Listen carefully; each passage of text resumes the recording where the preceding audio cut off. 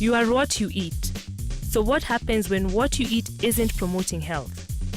Fast foods are cheaper, tastier, and easily available.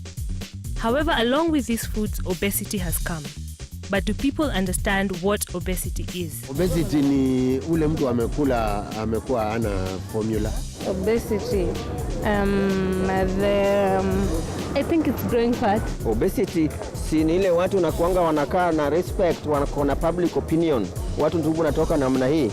Si mambo na health ama kukula vibaya, but ni ugonjwa inakuanga. Ukikula sana, the more you eat, the more your ugonjwa inadevelop. The World Health Organization report of 2013 states that in Nairobi, close to 200,000 people are obese. Similarly, researchers at the University of California, Berkeley, in 2009, noted that living near a fast food restaurant is linked to a 5.2% greater risk of obesity. Tazama is going to a professional who will demystify obesity for us. Obesity is that imbalance in the body where you find that you may be having excess fat than is needed. There are various parameters of measuring if somebody is obese, and the most common is the body mass index, and this basically tells you with your height, what weight should you be carrying.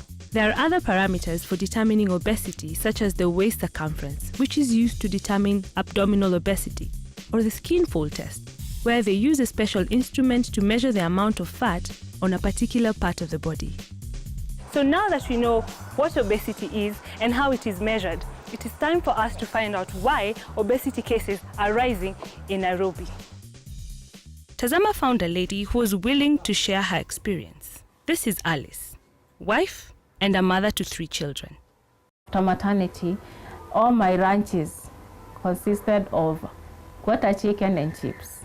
I gained too much weight, from 60 kgs to 90 kgs. Alice developed numbness on her left hand and leg, which resulted to paralysis.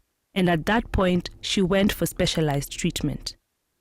When the tests were done, the doctor realized that I had developed very heavy muscles on my left heart and my left leg. And as well, my cholesterol levels were very high. A BMI was conducted and it was found to be at 33. Alice, like most obese persons, had high cholesterol, which hindered the proper flow of blood to her left side. It was at this point that it dawned on Alice that she needed a total lifestyle adjustment. For sure, my eating habits have drastically changed because the quarter chickens and chips are no more. I take a lot of vegetables and I exercise a lot.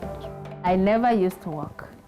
My husband used to pick me from the house to my place of work, then in the evening the same, to church the same, so there was no walking. So I would say that there were no exercises at all.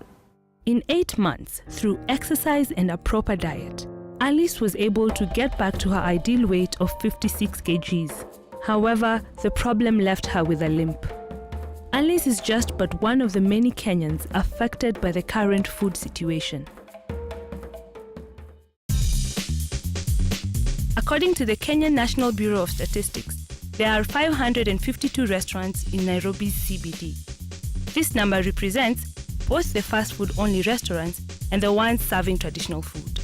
We're here on the junction of Ronald Ngala Street and Moi Avenue, where we're going to see the number of fast food places against the number of restaurants serving traditional foods. Now the sample area is on one side of Moi Avenue, right from this junction to where Ambassador Hotel is. The distance is about 200 meters, so let us see and count. This is one, Sizzling. It's a restaurant serving traditional food. So this is the second place, it's Lazarus Inn, also a place that serves traditional food. So that's number 2 so far, and no fast food restaurants at all. We have Eureka Fish and Chips, which is the first fast food restaurant on this stretch, and quite closely to it we have Tennessee Fish and Chips, which is the second fast food restaurant. Quite closely to it is the third restaurant so far, which is Nevada Fish and Chips. Now that brings the number to 3 fast food places and 2 restaurants serving traditional foods.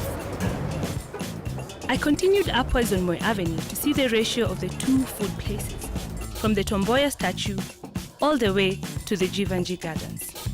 There are 10 fast food restaurants and 5 serving traditional foods. Fast food restaurants have not only outdone their competition in numbers, but also with their timeliness and cost. We're here on the upper end of Moi Avenue. We're about to visit one of the most popular fast food places in this area. What we're going to do is see how long it takes for a person to get their food. What I'm going to do with this stopwatch, I'm going to time how long it takes from the minute I walk into the fast food place to when I get the food. Come along.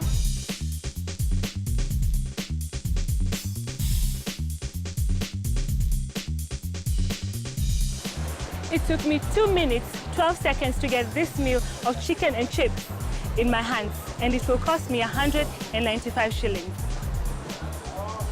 On the flip side, I decided to visit a restaurant that serves traditional food to get a feel of what it's like. It's a typical lunch hour, and the restaurant is buzzing with activity. I want to time how long it takes for my meal to arrive from the time I order it. As soon as I place my order, my hunger doubles.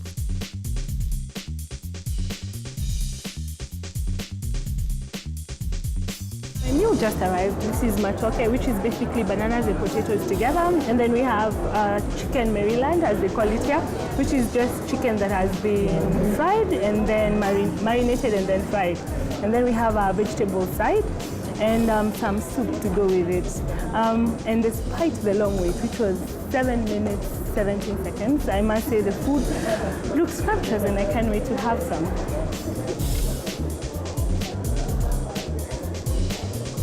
So this meal is going to cost me 350 shillings.